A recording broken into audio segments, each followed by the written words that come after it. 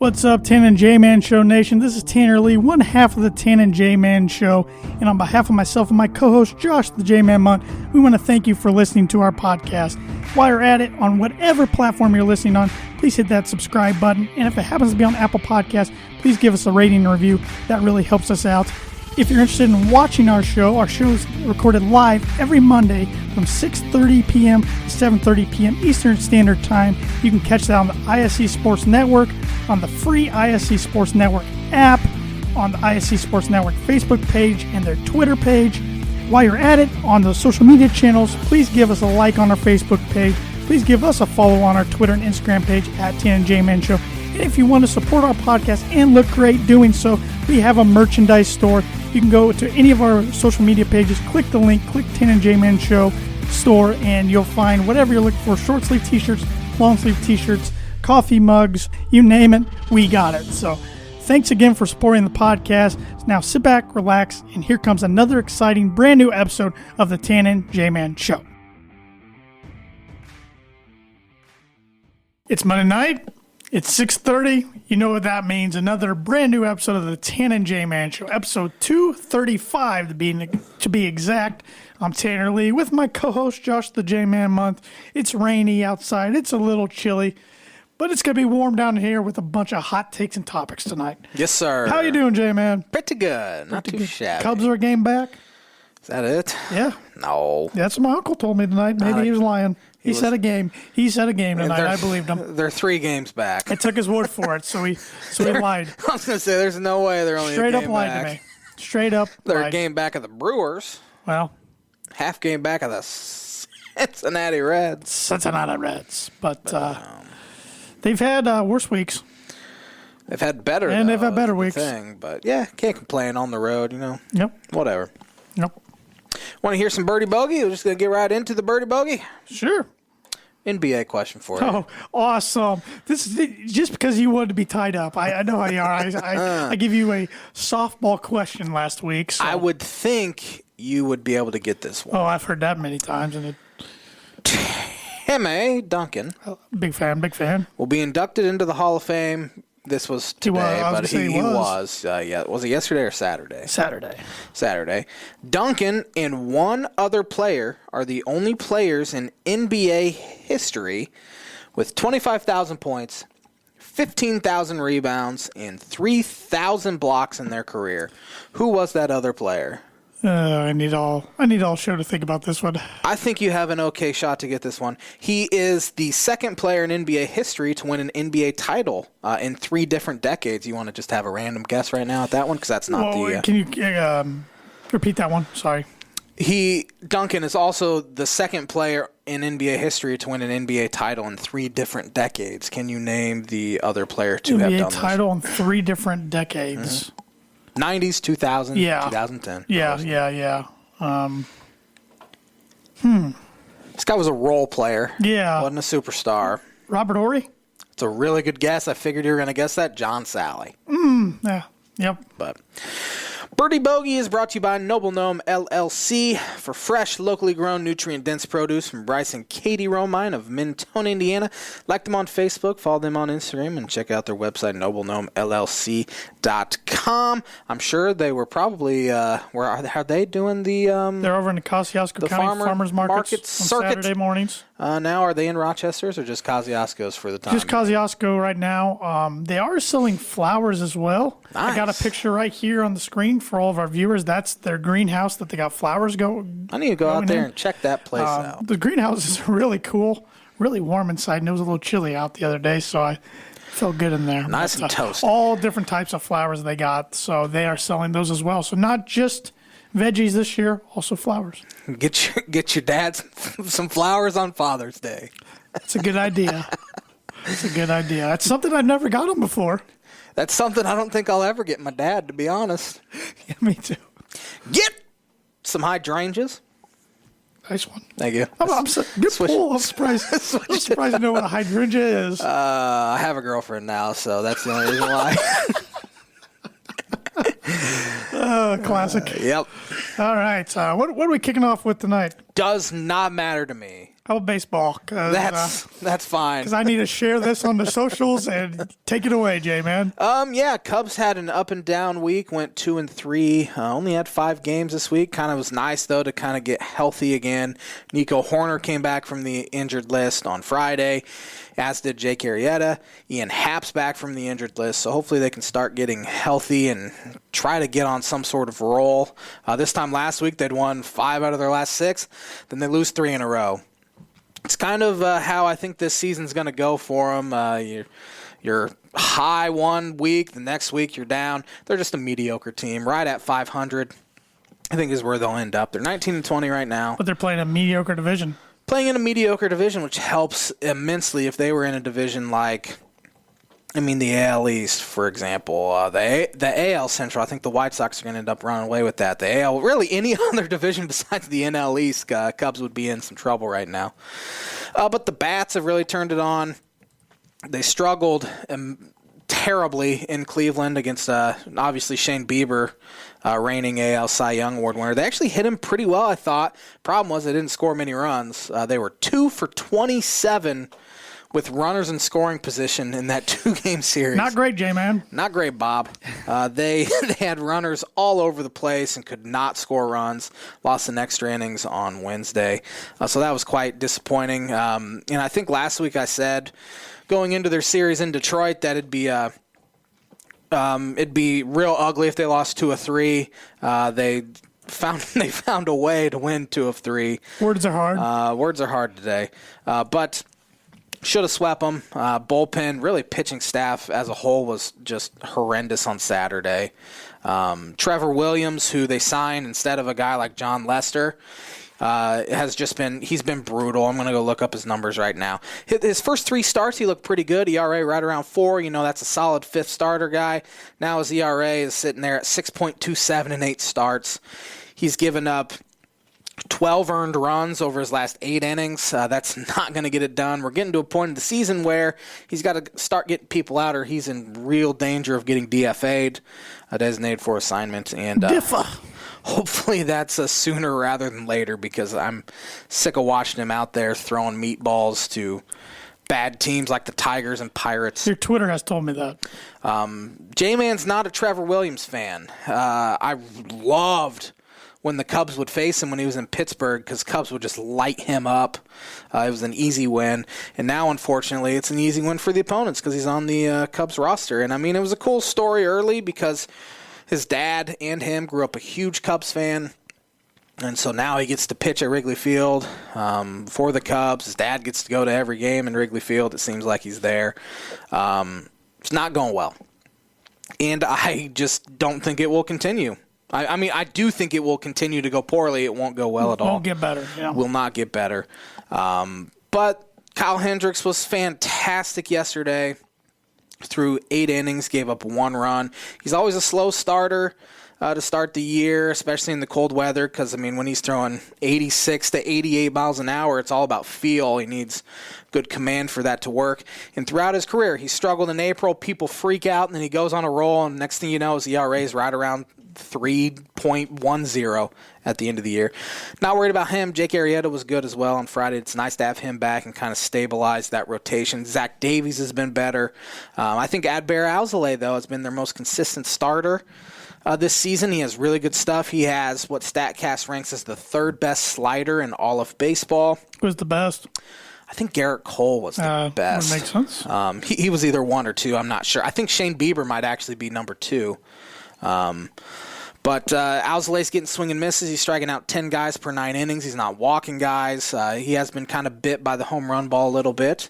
But he's kind of been one of their few guys that in the Theo Epstein regime has actually been a pitcher that they've developed, and he's gotten to the major league level and had some success. I have a few guys like that in the bullpen. Justin Steele, lefty, has had really great success so far this year. He had a career ERA in the minor leagues of close to 5, but they got him in that pitch lab. He has really high spinning fastball. His spin rate on his fastball is one of the highest in the sport. He's throwing about 94 to 95. He's getting a ton of swing and misses. He seems like a game or two. He's out there not getting rattled in big situations. Same with Keegan Thompson. He's another guy who has a really good cutter. And he has balls of steel, essentially, out there getting big outs. And hopefully that will continue because they need guys like that in the bullpen as well. But starting rotation still, they have the second worst ERA in all of baseball. That has to get better if they want to make any sort of run to the postseason. We're sitting here, I think Cubs are 39 games in, so we're about, a quarter of the way done in the season. And the trade rumors are already starting to kind of ramp up a little bit. The New York Yankees actually are mentioned as a team that needs a left-handed bat. And Jock Peterson of the Cubs, who's been on fire right now, he has been mentioned as a possibility there already here, and we're middle of May in trade rumors. And there was rumors about Chris Bryant as well. We're going to hear rumors about Chris Bryant and being traded from now until July 31st until it actually happens, which I think it will happen because I know old Jed Hoyer, general manager, is rooting for this team to not be good so he can kind of tear it down again, which is pathetic. Want him fired, for one. You know what? I'm going to bring it back sometime, probably this week, the hashtag fire. It's time. Hashtag fire Jed. That hasn't happened in a while. Should we make a T-shirt and put it on the store? Fire Jed. Hashtag fire Jed. Hashtag I like it a lot. That's a good one. Which our store now has an address. It does. The Tan and J-Man Show store.com is the official domain. So get some merch. Easy to get to now. Now you don't have to go to 2 different links. Just type that in. Bam. I know. I'm planning on buying some merch here sometime this week. Good. We'll see. Yeah. I've heard this for 2 months now, so gotta at least get a bucket shirt. Got to get a bucket shirt. I want a tank top. Yeah. I'll wear that all the time in the summer. Show my guns off. Get some tan lines. There we go. Looking fresh. There we go. And a pink. What pink? Is that a good color for me? Do you think I could pull off pink? No. Okay. No way disagrees as well. Cubs outfield, again, needs to start hitting a little bit, but Jason Hayward's been one of the worst hitters in all of baseball this year. 40% below league average hitter. Johnny Elway is licking my leg right now. So that's my dog for anybody listening for the first time or watching. Yes. Yeah. Ian Happ, though, he's back from the injured list. As I said, they need a good Ian Happ. A good Ian Happ means probably a good Cubs team. He's hitting 183 so far this season, but he's showing signs of life, especially yesterday hitting right-handed. It's a single, double, and a homer from the right-handed side, which he's struggled his whole career against left-handed pitching, so hopefully that's something that's turning around here. Chris Bryant continues to be on an absolute roll. He's been one of the best hitters in baseball. He, as of Saturday night, was leading Major League Baseball in extra base hits. He didn't have one Sunday, and I think somebody passed him. I'm not 100% sure, but they're sitting here at 19-20. Big story this week with the Washington Nationals coming to town. Old Johnny Lester is going to be on the bump tonight against the Cubs. It'll be strange. How many homers is Schwarber going to hit? Man, I hope 0. I love Schwarber, but I hope he hits 0. You know, if he hits like 2 in the series or 3 and Lester pitches good, Cubs Twitter's going to blow up. It's going to be bad, although I'm rooting for John Lester. And I hope he doesn't win. I hope he gets a no decision, but I hope he pitches very well. I'm okay with Schwarber hitting a homer every game as long as they lose every game. But it's going to be really, really strange to see John Lester, especially in a different uniform, which is weird because he's played for 2 different teams besides the Cubs in the Nationals. Who was his other team besides the Red Sox? Oakland A's. Remember? I didn't know. He was traded for Yoenis Cespedes at the trade deadline 2014. Okay. Then the Cubs signed him that offseason. And really, that was the reason why he ended up not signing back with the Red Sox, is because he saw he could be good somewhere else other than Boston, and that really helped the Cubs out quite a bit when they signed Johnny Lester. But greatest free agent signing in Cubs history, back on the mound tonight. I wish it was a packed stadium, but there's going to have... Did they bump it up like the White Sox did? They're going to 60% on May 28th, and they say that they're on track for full capacity by July 1st. You would get your bold prediction right, which I updated the graphic the other day. You have missed a lot already. Yeah, already. Bold predictions. I've missed like 3 or 4. A lot of mine still have to. Later on. Yeah, I went for stuff that went heavy early. Yeah, that's why they're bold predictions. Yeah, I've gotten a few correct. Yeah, I'll bring it up. I've gotten I know I got a non-quarterback / running back winning the Heisman because Devontae Smith won it for Alabama. There's one other one I got correct. I technically have already got we will have full stadiums by because, the Astros and Rangers are already doing it. You got Texas. Justin Fields being the 4th quarterback drafted. You got that right. Nailed that one? Mm-hmm. All right. Yep. But you've missed that Big Ten team would win the national championship in basketball, that the Bills would win the Super Bowl, that Ohio State would win the college football playoff, Deshaun Watson being traded to the Dolphins. But you got the Carson Wentz to the Colts half right. 50%. Breeze, Rivers, and Roethlisberger and Tom Brady all retiring. Got half of that. Barry Bonds and Roger Clemens making the Hall of Fame. Didn't happen. Rory McIlroy winning the Masters. Didn't happen. Nope. Dang Rory. Always ruining it for me. Rory is. Yep, I have a feeling we'll hear that next week, too. We'll hear his name tonight sometime, I think. A couple times, probably. Yeah, probably a couple times. But as I said, Cubs 19-20. Need to find a way to win against John Lesser tonight because it doesn't get easier the rest of the way. I know they have to face Max Scherzer at some point this week. The Nationals are a team that hasn't been playing very good baseball. They're 16-20. Face John Lesser tonight. Patrick Corbin, which is going to be tough tomorrow. His ERA is not great, but obviously has a track record. Max Scherzer Wednesday. And then Thursday is Joe Ross. So I think, is Steven Strasburg injured? I think he is. I haven't heard his name at all. Wow. Thanks. You owe me a beverage. He's made 2 starts this year. He is on the injured list. I'm not sure why he's on the injured list, but obviously they'll miss him. He's hurt all the time. He only made 2 starts last year, so he only made 4 starts the past 2 years. Sounds like Juwan James. Starting to have. Who's Juwan James? We're talking about baseball. I know. It just bad injuries and contracts. But, man, he's getting paid $35 million a year. Yeah. So does Juwan James, felt like. So hopefully the Cubs will be able to find a way, and then they finally get to play their division rival and closest rival, the St. Louis Cardinals, who I believe just got swept by the San Diego Padres. Yep. Over the weekend. Arenado's starting to hit the ball well for them. He is starting to hit. He crushes Padres pitching, have for years. Probably not as much as Aaron Judge in the Baltimore pitching. The Yankees roster in the Baltimore pitching, let's be honest. Judge's numbers against Baltimore are just stupid. Arenado's up to 300. He has a 353 on base, 563 slugging. Not as good as the best third baseman in that division in Chris Bryant, but still pretty good. Goldschmidt, I think, is heating up a little bit. Cardinals are a good team. Hopefully Cubs will be able to win at least one. If they get swept, it could be real ugly, especially depending on how this week goes. But that's my baseball report. White Sox are playing good baseball. I want to go division by division real quick and give them an update. Update this week. Boston Red Sox are still playing good baseball. They're not the surprise anymore. They're for real, I think. So. I would say Xander Bogaerts has been insane. JD Martinez has been insane for them. Blue Jays are playing really good baseball as well. They're up to 22-17. Yankees playing good baseball as well. They're 4 games over 500, as are the Tampa Bay Rays. Probably the best division in the sport as of right now. White Sox are 9 games over 500 they're without Luis Robert and Eloy Jimenez. And that's without their stud pitcher, who's named Lucas Giolito. There you go. Hasn't really been that good so far, but they're playing good baseball. Kansas City Royals snapped an 11-game losing streak. Remember, they were winning the division the first couple weeks. I didn't know they were on that big of a losing streak, though.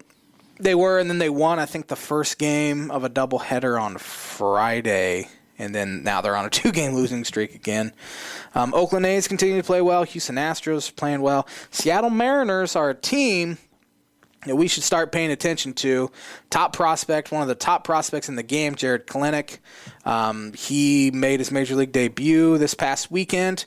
He was a guy that the Mets traded away after taking him 4th overall for closer Edwin Diaz and Robinson Cano, and that really hasn't worked out for him. They're just laughable. But Kelenic's going to be one of the best outfielders in the game. He had a home run on, it was either Friday or Saturday. I think it was Saturday night for his first career hit and home run. He's only 21 years old.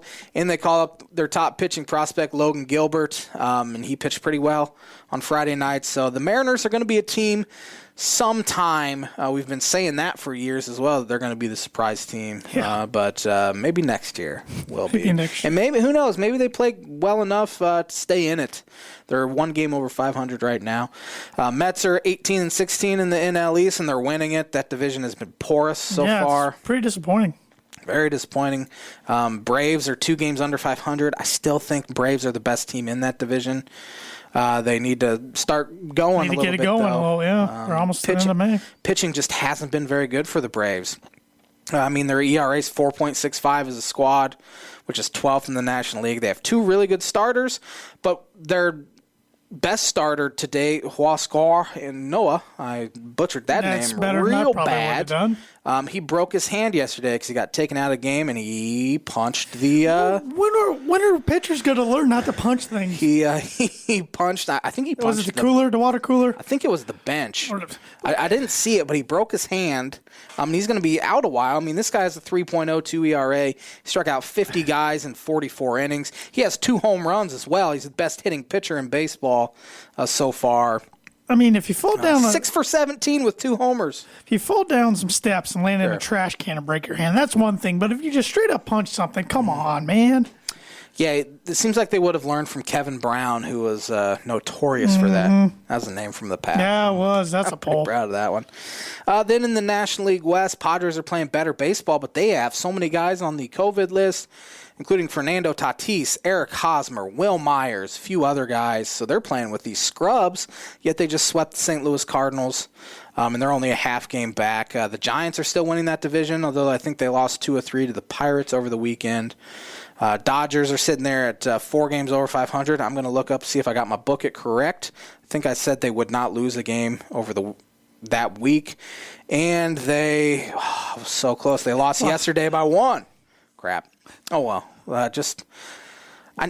want to go. I don't want to because it'd take forever, but I want to go back and tally my book and see what my record is. It's bad. In the first year, maybe 2 years we did this podcast, I used to cut them out every week and save them, but then finally, this is too much work. I'm not doing that anymore, but I wish I would have continued because it would be interesting to look back, kind of like you're keeping track of the Birdie Bogey this year. Yes, which I'm only a stroke back right now. I'm nervous we're going to be tied after tonight. The Cincinnati Reds came back from 6-1 down yesterday in the 8th inning to the Colorado Rockies, who stink. They're bad. They're not Tanner's good. favorite team is bad. They did have a player get NL Player of the Week this week. They did. I never heard of him, which is rare for me. Josh Fuentes, who had a really good week. I think he drove in 13 runs this week. I think you're right. Which more than doubled his total coming into the week, but he had a good week. They're not good. They can hit, but that's probably a product of course field. Pitching is porous. John Gray's had for 2 decades. It's been porous since the existence of the franchise. It seems like they had a really good year pitching. They did a couple years ago. Probably when they won the wild card game against the Cubs. Now their pitching wasn't very good, but they had Kyle Freeland, who was really good that year, and he hasn't been good since. Lost it. It seems like one year they had a pretty good year pitching. Yeah, that's not a bad year for them. 9th in the NL and ER. Yeah. Anyway, I think that's going to do it for the J-Man's baseball report. I brought up my bold predictions just to see. I've missed 3 so far. I had Breeze, Rivers, and Roethlisberger all retiring. I got two of the 3. I had the Olympic Games would not happen. They're going to happen, so I'm happy about that. And I had Stafford was going to be a Patriot. He's a Ram. At least he had him changing teams. Mm-hmm. So, but a lot of them I got right. I've already got right, and some of them we'll see here soon. But let's see, at least 8 different NFL teams will have a different starting quarterback come week 1. I think that's already going to be correct. Yeah. Someone will make the Final Four that hasn't in the last 20 years. That was correct. Baylor and Houston. Let's see. IU would not have a guy win 2021 Mr. Basketball. That was correct. Purdue did. Caleb first.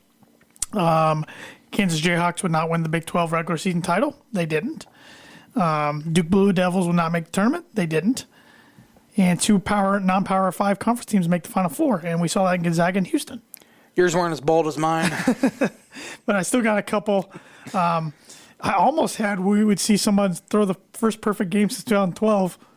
I was pretty close. Real close with John Means last 2 weeks ago. So, Some more baseball news that I forgot to hit on. Albert Pujols signed with the Dodgers. Yes, we were wondering last week if he would sign with somebody. That makes no sense to me. I didn't think it'd be a contender. I didn't think it'd be a National League team, for one. He didn't want to be with the Angels because he didn't want a bench role. He's going to have a bench role with the Dodgers. He has no positional value. He plays first base, which he's starting at first base and batting cleanup for the Dodgers tonight, which makes no sense. I hope they're facing a lefty because he still hit lefties. At least he didn't have to move. Doesn't have to move, yeah. I mean, that's quite a drive if he's living out by Anaheim, though. We have no idea where he was living. That's a good point. I'm not going to speculate on that. No positional value. He's slow. The dude's never pinch hit at all. The fit is weird. He says he wants to play against the Cardinals one more time in St. Louis. They don't play there till September, so who knows if he's even on the roster by September. Yeah. It's probably his best shot at getting another ring. Agreed. He's already won 2 of them in 2006 and 2011. Does not make a ton of sense to me. But, hey, Dodgers know better than I do. So I don't know. You're a walking encyclopedia of baseball knowledge in Fulton County. Cody Bellinger's on the injured list with a broken ankle still. Corey Seager broke his hand on Saturday night after getting hit by a pitch. He'll be out a while. A lot of hand injuries going on. A lot of people are getting hit because pitchers like to go in because they can't drive the ball when they go in a lot of the time. And guys are like breaking hands and wrists and stuff. It's an epidemic. Epidemic. Good baseball, word choice. But, yeah. Good word choice. So, well, you want to get educated real quick? Let's hear it. You want to know about some sporting events that have happened on May 17th. All right.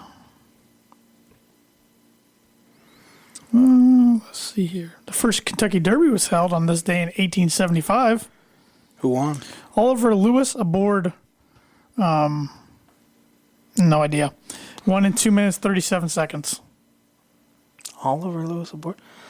Aristides. Aristides, there you go. I wasn't even going to try. I knew I was going to botch that. So, on this day, 1915, Cubs' George Zip Zabel. Oh, yeah, old Zippy. Relieves with 2 outs in the first and winds up with a 4-3 19-inning win over Brooklyn in the longest relief job ever. Came in relief for the first inning and threw. He threw 18 in the third innings. That's never gonna get broken. I wonder when the first person that counted pitches was to see what the pitch count was, because guys they would throw. I don't know how many. I'm gonna go just look up Walter Johnson's stats real quick. On this day, 1925, Cleveland Indian Trice, I believe, Speaker gets his 3,000th hit. Never heard of him. Really? Come on, Tanner. Walter Johnson completed 531 of his 666 career starts. He played from 1907 to 1927, won 417 games. Little different back in the day. Yeah. I would say so. Crazy thing was only 110 of those 531 were shutouts.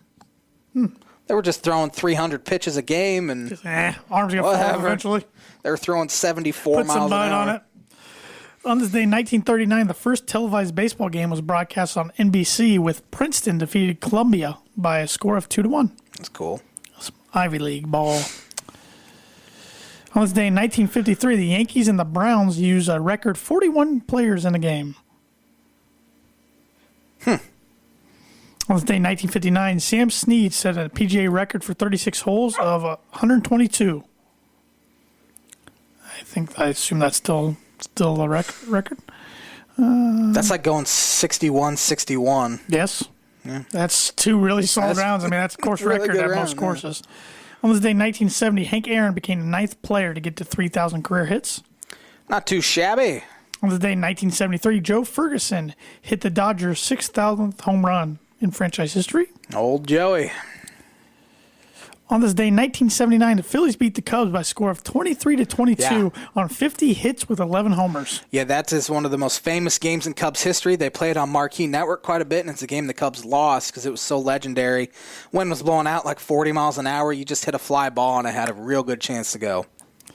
On this day in 1992, Expos Gary Carter was the third player to catch 2,000 games. Rest in peace. Joins Boone and Fisk. Joined, I should say. On this day in 1998, New York Yankees pitcher David Wells tossed a perfect game in a 4-0 win against the Minnesota Twins at Yankee Stadium. Just a little hungover. Yeah. Yep. What a legend. On this day in 2019, who won the PGA Championship? 2019, I'm going to go. This isn't a major, is it? That players, yes. It is. The Players' Championship is what's considered the fifth major. Okay. Correct. PGA chance got to be somebody like Koepka. Brooks Koepka fired a 65, 500 to set a new record for lowest 36-hole score in a golf major at the PGA Championship at Bethpage State Park. 7-stroke lead is a 36-hole tournament record. Seems like we haven't heard his name in a little while. Struggled with a lot of injuries this year. He had knee surgery and came back like 3 weeks later. It was just like a cleanup, and he hasn't. Yeah, he's been struggling, but I wouldn't count him out for this weekend. And on this day last year, Michael Jordan's autographed Air Nike One trainers from 1985 sell for a record $560,000 in an online auction. Sneaker heads, man. Sneaker heads. Especially Jordan heads. You just call them Jordan heads. There's a pair of Nike Jordan sneakers, Jordan Dior's, and they sell for like thousands of dollars. Man. Like every single pair. I'm not a big shoe guy. Are you a real big shoe guy? I'm not either. I know my brother-in-law's a big fan of Jordans, and I have a pair of Jordans, and he's like, hey, you think I can take a look at them? And I showed it to him. He's like, not worth anything. I'm like, great. Well, after you wore them for a while, after I wore them painting your orange basement. Yeah, I ran a pair of shorts doing that. So that was on me, though. I had 2 or 3 pairs of Jordans that I used to play basketball in, but no, I mean, I just like a comfortable sneaker. I'm not into I used to be at one time when I played basketball. I wanted the name brand, player brand, but did not so much you watch SNL over the week? I did not. Did you see at least the clip of the spoof of The Last Dance? No. They did a spoof on it of Keegan-Michael Key plays Jordan, and it's when they're doing that quarter toss game. Hilarious. You need to check it out. It was one of the funniest SNL sketches I've seen in a while. I'll have to go check it out on YouTube. The On This Day segment is brought to you by Proforma Print House. If you're looking for a trustworthy, dependable resource for your next trade show, company picnic, or sales meeting, Proforma Print House has over 50 years combined experience in promotional products and commercial print. They strive for fast and efficient response to all your print needs. You need to look no further. Let them be your one-source print and promotional company today by giving them a call at 574-210-3815. This episode's also brought to you by The Dam Landing. Whether you want an epic burger, hand-tossed pizza, hand-breaded tenderloin, seafood, craft beer, or a handcrafted cocktail, The Dam Landing is the place to be. Dam Landing is a bar and grill located on beautiful Lake Manitou. It focuses on freshness and quality. The Dam Smoke is here every single weekend. It features barbecue and steaks. In addition, you can wash it down with one of their 16 beers on tap, including a constant rotation of today's best microbrews and domestic flavors, or a handcrafted cocktail made using fresh ingredients. Taking the fantastic views of Lake Manitou in their beer garden or outdoor bar area. Whether it be boats or wheels, the Dam Landing is the place to be, located at 1305 Ewing Road in Rochester. Had the Dam Landing again on Saturday night and had the exact same tenderloin I had the previous Saturday, bacon 3-way tenderloin. J-Man's a big fan. With some tater tots, got some pretzel nugs with cheese. I'm hungry. You need to stop. I haven't ate dinner yet, so good stuff. I'm getting very hungry. But I can't call them up tonight, though. They're not open on Mondays. They are not open on Mondays now for until further notice. Their focus are on the execution of a consistent experience for our customers. Always has and always will be their top priority. They'll remain open for lunch and dinner Tuesday through Sunday. Will be open Memorial Day, Monday from 11 a.m. to 8 p.m. See you Tuesday, everybody. And this episode is also brought to you by Circle 15 Golf. Got to switch it up a little bit. Usually I do my read, but I'm going to share the website with everybody here so all the viewers can check it out. And for those of you listening on your favorite podcast platform, you need to go check out the video version to see this. So right here's the Circle 15 Golf. Right there's the glove hub, of course, the first and only glove humidor on the market. And you can get a glove hub and Genesis glove bundle for $39.99. You can get a glove hub for $24.99. The Genesis glove for $24.99. Or you can get a 3-pack Genesis glove bundle for $59.99. They also got Circle 15 snapback hats for $29.99. Flex Fit for $29.99. Diver repair tool for $9.99. And a ball marker for $8.99. Cool. And if you want to know a little bit more about their products, here's a little video from founder Chris Smith himself. It is all with the idea that every single person is going to have access to PGA Tour caliber product. And I think we've done a great job.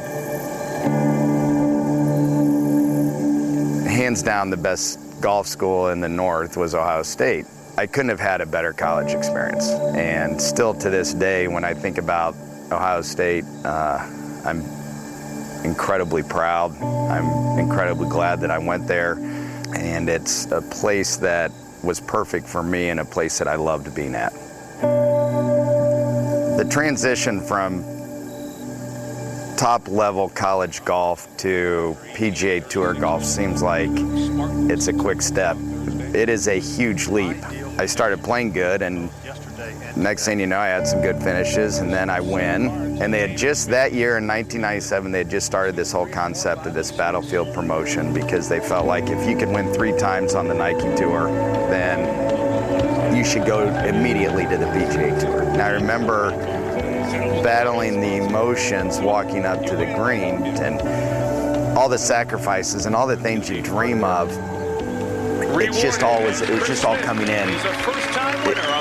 Overwhelming amount of emotion.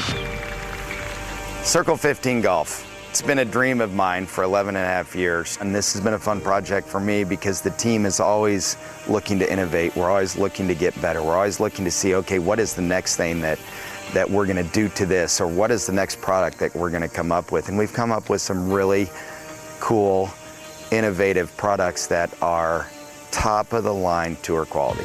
When you get the glove, you are going to have the same feeling that I had every single time when I was playing a tour event. It is a tour caliber, tour quality product that will continue to evolve and continue to get better.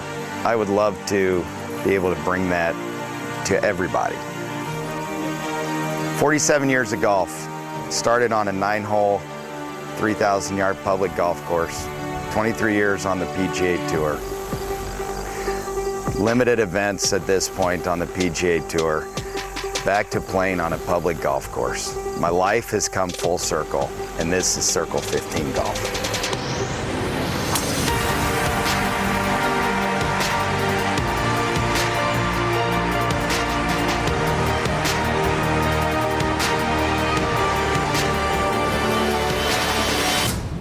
The NCAA golf regionals are happening right now, I believe. There was a golfer for Auburn that birdied 4 of his first 7 holes. It's a good start. And then took a 14 on hole 8. Ouch. He hit 4 balls in the water. That'll do it. Yeah, that's a tin cup in it right there. Give me another ball. It was a par 4, and he took a 14. So yeah, I apologize to everybody. I know exactly what I did wrong, why the viewers couldn't hear that. The audio listeners will be able to hear the audio, but that's all right. I screwed it up. I clicked the button that allowed Josh and I to hear, and I think that's what threw it off. It about blew my eardrums out. Yeah, so these thank are you. a little off. Could have told me to turn it down. That's all right. It's all good. It's all good. But we'll get that next week because that's a pretty cool video, and Chris explains everything about the company a lot better than Tanner does. So, but let's stick with golf and get into the PGA Championship. It's coming up this weekend. It's the second of 4 majors. It's the 103rd PGA Championship played at Kiowa Island in South Carolina. It's kind of an American link style course. They call it the hardest walk for a flat golf course in the United States. What does that mean? Usually walks for golf courses are tough if they're hilly. If they're hilly, yeah. I guess just a lot of sand when you get off the fairways and everything like that. So It's going to be interesting. There's always wind at this course. This course has held PGA Championships before. A guy named Rory McIlroy won it back in, I think, 2012. Who? Yeah. Who? I believe. But before we get into the PGA Championship talk, I want to get to the word association that is golf related. Oh, boy. Great. This week and with the PGA Championship. Horses 2 weeks ago, golfers this week. I don't know which one I know less. I just like to throw curveballs your way. So I got a list of the PGA champions from last year, clear back to about 2000. Starting with last year's champion, Colin Morikawa. Good. Like rising star, I should say. Yeah, he's a rising star for sure, and he's the top 10 right now in the betting favorites for this weekend. Brooks Koepka. Superstar, gamer. Ripped. He knows how to win majors. Justin Thomas. Is he out of Texas? Alabama. He's Alabama. That's what I thought. Alabama. Spieth, Texas. That's right. They're buddies, aren't they? Yeah, and this is the one major that Spieth has not got yet. Really? PGA Championship. That's the only one? Mm-hmm. Man. Mm-hmm. Could this be his time? Jimmy Walker. Never heard of him.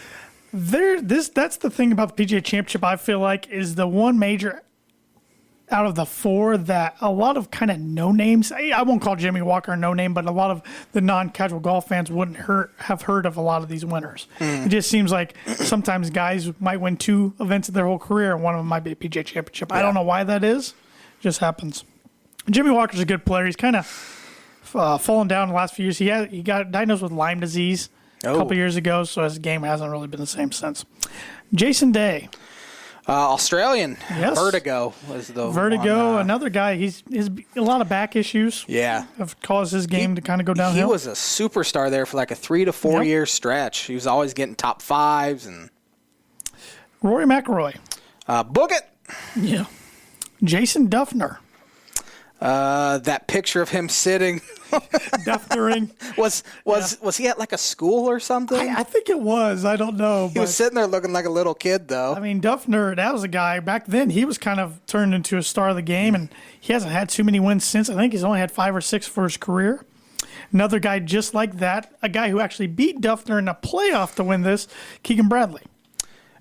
Keegan, got nothing. St. John's boy. Martin Keimer. I like to say with an accent because of the Tiger Woods games. Used to beat him on the Tiger Woods games quite a bit and beat Tanner all the time. Yep, he's German. It's because I like his name. Y.E. Yang, he was kind of the first person to go catch up to Tiger and beat him. Tiger had a lead going in that Sunday. Usually when Tiger has a lead in the majors, he doesn't relinquish it, but Y.E. beat him. I can honestly say I've never heard of him. I don't think he's won since. Has he played a PGA Tour event? I don't. I think he's played in some, of course, but there's a iconic photo of him picking up his golf bag and putting it over his head after he won, like a power lifter. Padraig Harrington. Padraig, is he South African? I believe. Irish. No, yeah. Irishman. Yeah. Yeah, he's won a couple majors. He had a stretch about 2 years. He got real hot. That was one of them. Tiger Woods.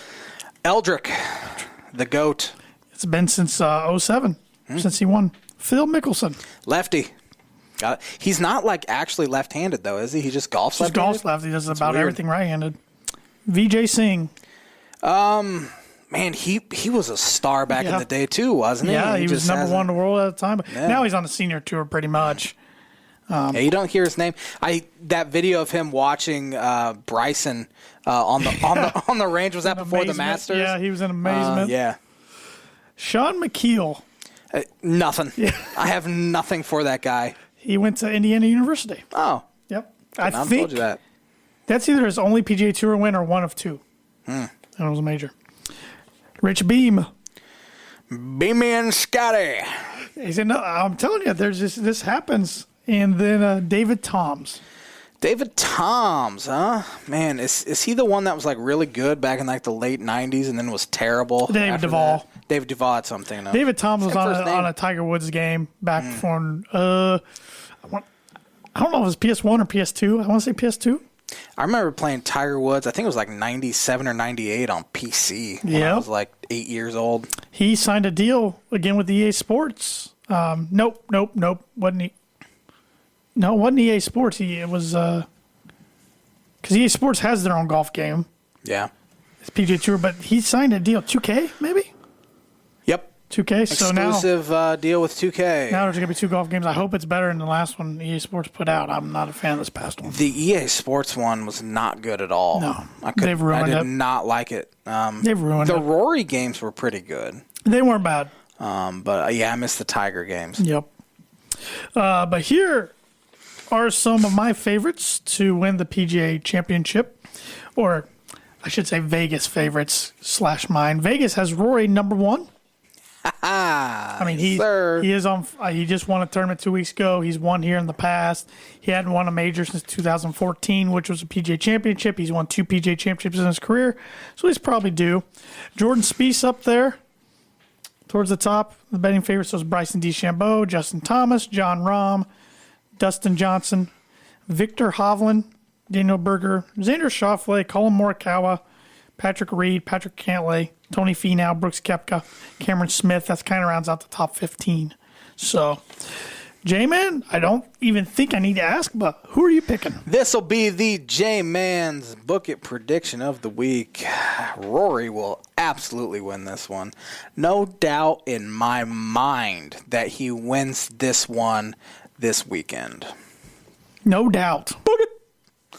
J-Man's Book It prediction of the week brought to you by Indiana Farm Bureau Insurance Agent Travis Watchering for life, home, auto, renters, business, workers' comp, and farm insurance. Contact Travis at 219-869-4561. His email is travis.watchering@infb.com. Selling insurance in Ohio now, the Buckeye State. In the Word Association segment, I forgot to tell you who it's brought to you by. It's brought to you by Rhett Lee, attorney at law. Rhett Lee and the law office of Andrew Akey, LLC, are located at 206 4th Street in Logansport, Indiana. Rhett provides legal services to the people of North Central Indiana and practices criminal defense, family law, and personal injury. If you need a lawyer who cares about your results and will fight for you, call him today to schedule a free consultation at 574-722-2221. I'm really looking forward to watching the PGA Championship. I always enjoy watching the big golf events, the majors. My guy Ricky Fowler's in the field. Is he? Luckily, he got a exemption. Why? They gave him an exemption to get in. They just wanted him in, I guess, because he would not have qualified. And they were actually talking about him. I was watching during my lunch break today, the Golf Channel, and they were actually talking about Ricky and interviewed him a little bit. And it was interesting because they haven't been talking about him a bunch for good reason. He has 17 starts this season, which the season started back in September, October. 0 top 10s in 17 starts. He's fallen way down the world rankings, way down the FedEx Cup rankings, way down the Ryder Cup rankings. I think it's all now between the years. It's getting so bad, he just needs confidence going. I mean, he played okay over the weekend, but missed the cut by one or two. I don't know what it's going to take from this. I'm not saying he's got to win. I would take a made cut. As a Ricky fan right now, that'd be a step in the right direction. Don't think he's qualified for the remaining 2 major championships right now either. So he's got a lot of work to do to get in these things. But it was interesting. They interviewed him. You can tell he's pretty down. He put an Instagram of him and his wife last night. They were flying on their little jet there, and he was thanking his sponsors for hanging in there with him as he's fighting through this. So when you come out and publicly acknowledge something like that, I feel like it's really eating at you. So, yeah. So hopefully he can make the cut. That's got to be embarrassing to ask for an exemption to get into something he's played in a bunch. He doesn't ask for it. Oh, he doesn't? They provide a certain amount of exemptions to players, and he happened to be one of them. The cool thing about this tournament is you will see PGA professionals in this, like Mike Small. He's played in a lot of them. Chris Smith's brother, Todd Smith, used to be a pro at Rock Hollow. He's played in 4 or 5 PGA championships in the past, so it's not just PGA Tour players. But my pick to win, I am going with an Oklahoma State Cowboy, Victor Hovland. Hovman. He's playing well. It's funny because a year or 2 ago, Matthew Wolff kind of pushed Hovland to the side and was the hot new star. Matthew Wolff's kind of lost it right now, too. So Hovland's front and center when it comes to the Oklahoma State boys on tour. And I think it's his time. I mean, he hasn't really, though, contended real hard for a major yet, but I just have a good feeling about it. That's who I'm picking. But book it. I'm not booking it. That's your thing. That's your Rory thing. But a lot of good names I could see winning this. Should be a fun tournament to watch. The NBA play-in games start tomorrow. You want to go and pick a few of them? Sure. Starting with the Hornets at the Pacers. Pacers will get this one done. I agree. The 9th versus 10th place game. Pacers 34-38, Hornets 33-39. Neither team deserves to be anywhere near the playoffs, but here we are because the NBA likes to have bad teams in, I guess. They like to try different things. They do, which I'll give them credit for that. The Wizards at the Boston Celtics, 7th and 8th place game. Give me the Celtics. Give me the Celtics as well. I think Bradley Beal's hurt for the Wizards. I need to stop saying I think instead of actually having like actual stuff. Give me Boston. Then we have the Spurs and the Grizzlies. Spurs, Pop's got that playoff pedigree, but give me the Grizzlies at home. 33-39, the Spurs are, and in 10th place in the West, the Grizzlies are 38-34. Give me the Grizzlies as well. I just think they're a much better team there. Interesting one here. We have the Warriors and the Lakers. The defending champs, I think, get it done in a close one over Golden State. LeBron's back. He's only played 2 games out of the last, I believe it's 27, is what I saw on ESPN over the weekend. Give me the Lakers as well. I just don't see LeBron not being in the actual playoffs instead of the play-in games. Yeah, I mean, Steph's had a magnificent year. I think he'll get runner-up for the MVP. I think it'll be Jokic. I think it really should be, in my opinion.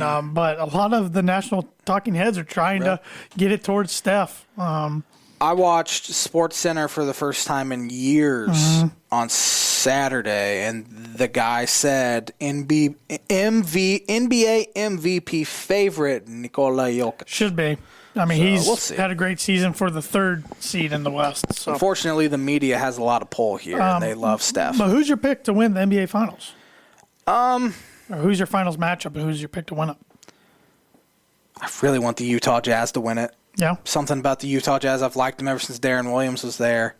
I don't know if they'll get out of the West, but give me the Jazz. I think they win it over the Sixers. Okay.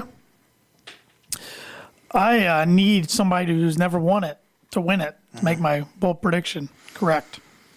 So out of the East, I have the Nets in there because they're a team that could get absolutely hot and win it. Yeah. They've never won it. Out of the West, I kind of like your Jazz prediction. Suns are a good pick too. Don't sleep on the Clippers or the Lakers. Now that Bron's Nuggets back. are too beat up. They're not going to do it. I think they had a good shot till Murray went down. But I'll go with the Jazz as well, and then I'll go with the Nets over the Jazz. I just have a feeling the Nets are going to get hot and do it, but we will see. I don't know. It's one of those things where I probably won't watch a ton, but I'll follow along so I can talk about it on this show and kind of know what's going on. But I don't see myself watching a ton. This is by far, I've never been a huge NBA watcher anyways, but this is by far the least amount of NBA I've ever watched this year. I've barely watched any. I have an interesting, do you have anything else on the NBA? Not NBA. I have an interesting Major League Baseball thing real quick.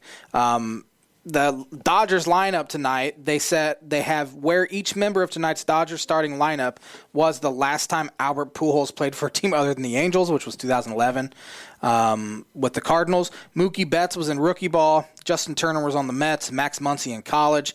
Will Smith and Sheldon Neuse in high school. Gavin Lux was 13 years old. Wow. DJ Peters was in high school, and Walker Buehler was in high school. It's fascinating. Getting old. It sucks. NFL schedule release happened last Wednesday. Any thoughts on whether it's the Dolphins or overall just league primetime games or anything? I think it's pathetic that the Washington football team got a Sunday night game. I know a lot of it had to do with them being in the NFC East. Oh, yeah. It's America's favorite division, Josh. That's what the media likes to think. Yeah, no one likes that. I'm saying. I know they made the playoffs, but they were a bad team last year, 7-9. I remember they were applauded for giving the great Tom Brady this great game, which they did hang in there quite a bit or pretty well against Tom Brady. They still lost by 8. A lot of people are saying they're going to have the best returning defense in the league. They should have a good defense. Ryan Fitzpatrick, I think, will be a solid quarterback for them, better than Alex Smith was. last year, and Dwayne Haskins for that matter, and Tyler Heineke or whoever Who's had still to there. Start that game. But still, do they deserve a Sunday night game? No. Dolphins went 10-6 last year. Did Dolphins not get a Sunday night game? Wow. I thought for sure they'd get one. With a rookie quarterback, they went 10-6, didn't get one. They only got one Monday night game. They got a Thursday night, which everybody gets a Thursday, that. I think. Yeah, I think so too. That's all the Broncos got, but that's all they deserve. It's just one of those things. It's not that big of a deal, whatever. But still, no, it rubbed me the wrong way. No, it should. I thought for Cowboys got a Sunday night. I had no idea until right now that the Dolphins didn't get a Sunday night game. Patriots got a Sunday night game. They didn't deserve one. Yeah, they got one against their boy coming back home. That makes sense. On week 3. That makes sense. So, but no, they cater to the teams they think will draw. Yeah. They don't realize how many Dolphins fans there actually are in the U.S. They're everywhere. Mm-hmm. They don't realize that. Which that's usually why the Broncos get, even when they're bad, 1 or 2 Sunday night games, because they got a huge portion of the country out there, Wyoming, Montana, Colorado, of course, all those states. But they didn't get one this year, and they didn't get a Monday night game, snapping the 29 years in a row that they've had a Monday night. Yeah, that's rare for them not to get a Monday nighter. I was just glad they weren't which there is no doubleheader on Monday night this year, but I was glad they weren't the second Monday night game. But they do have a Thursday nighter at Cleveland week 6. But besides that, it was no surprises. I mean, it is what it is. You already know who you're playing ahead of time. It's just what order. But if the Broncos don't start at least 3-1, then I'm going to be in a very bad mood. Yes. Because it's pretty easy schedule. It's easy the first few weeks. You have both New York teams, don't you? Yeah, start off with the Giants, then go. They're back-to-back. This is only the second time since 2010 they've started on the road. This is the first time since 2003 they've started road. They go at Giants, at Jaguars, home against the Jets. Should be 3-0. Should be, but yeah. It's a 17-game schedule. Yep. For the first time ever. Yep. Dolphins were benefited. They'll have 9 home games. 7 true road games, and then a London game. So Dolphins get 9 home games, just 7 road games, essentially. Broncos supposed to be in London last year, and it didn't happen. Yeah. So I thought they might be this year, but I don't know. They're always picking the Dolphins, Raiders, Jets, and Jags. Yeah. Always. The Bears and Colts both got some primetime games. Bears always get a bunch. They get the first Sunday night game of the year against the Rams. They shouldn't have gotten one either. They always get a bunch. Colts deserve. I don't remember who their Sunday nights against, or maybe they just got a Monday. It seems like they should have got a Sunday. I'm pretty sure they got a Sunday night. They just got a Monday, because now I'm thinking I saw somebody complain on Twitter that they didn't get one.